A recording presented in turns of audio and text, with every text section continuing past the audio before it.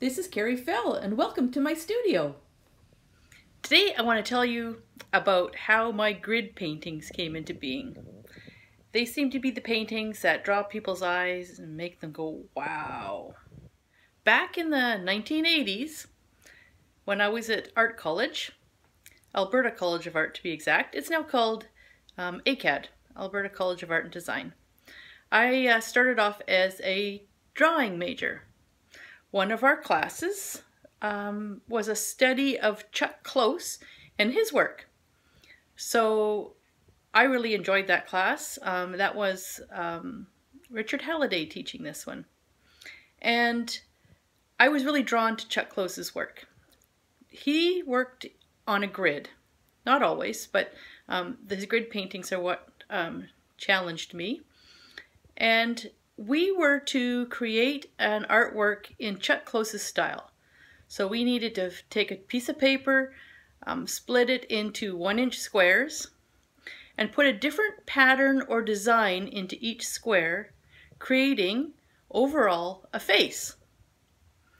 So I took it to heart, jumped into this project, and just loved it. And this is what I ended up with.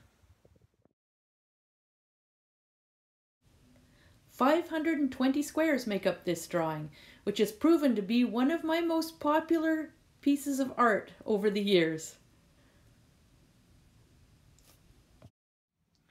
So here's the painting hanging in my studio. It's under glass, so we're getting a few reflections here. But I'll zoom in and try to show you. So each square of the painting has a different pattern in it.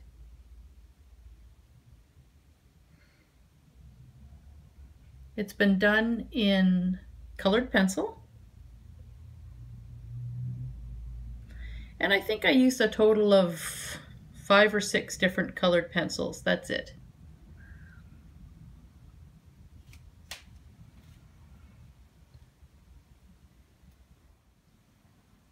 This was probably one of my more successful student works, and I used this concept to create another series of paintings later on in my career. Fast forward to the 2000s, and I'm doing art in the park in Canmore, Alberta.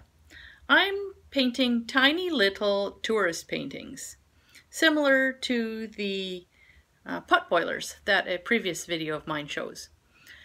They're mountain scenes, and they're small, little gems.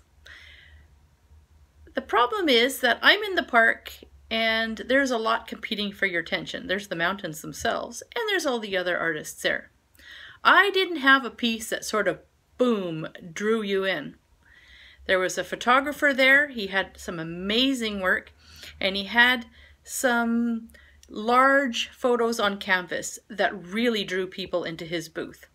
I knew I needed something with that wow factor to draw people to my booth.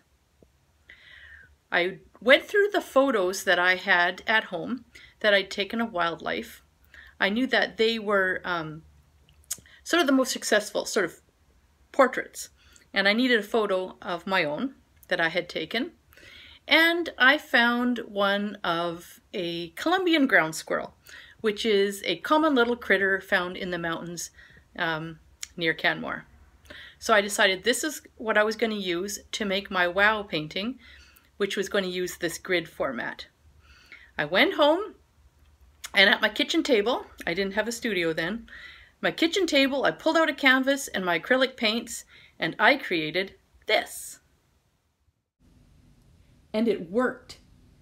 This painting of the Columbian ground squirrel got a great reception at the very next show I attended, and every other show after that. The original painting is 18 by 24 inches, acrylic on canvas.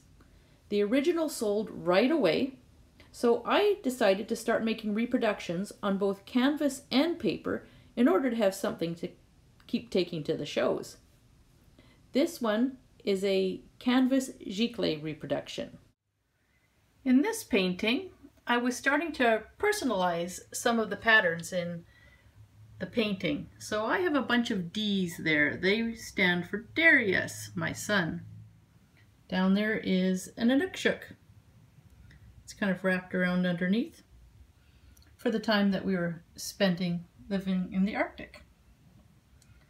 So mostly patterns, but I was starting to introduce some personal symbols, numbers, letters. That's for my hubby.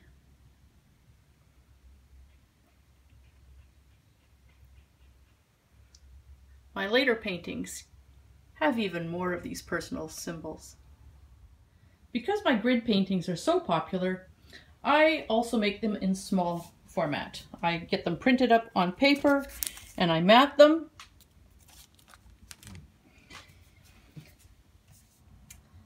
You can find the prints in my shop online. Check the description below this video for the link to my shop. And right now, all shipping within Canada is free. So the cost you see on the website is the cost to get it to your door. I'll be doing a part 2 of this video telling you about the other grid paintings that I've created. I have 5 completed ones right now and one that's kind of stalled. So the story about that will be in part 2 of Kari Fell's grid paintings. If you enjoyed this video, please like and subscribe. You can visit my website at karifell.com or my Facebook page, Kari Fell Artist. You can purchase anything that you see here in these videos at my online store. The link is in the video description below. Thank you for watching. See you again in Kari Fell's studio.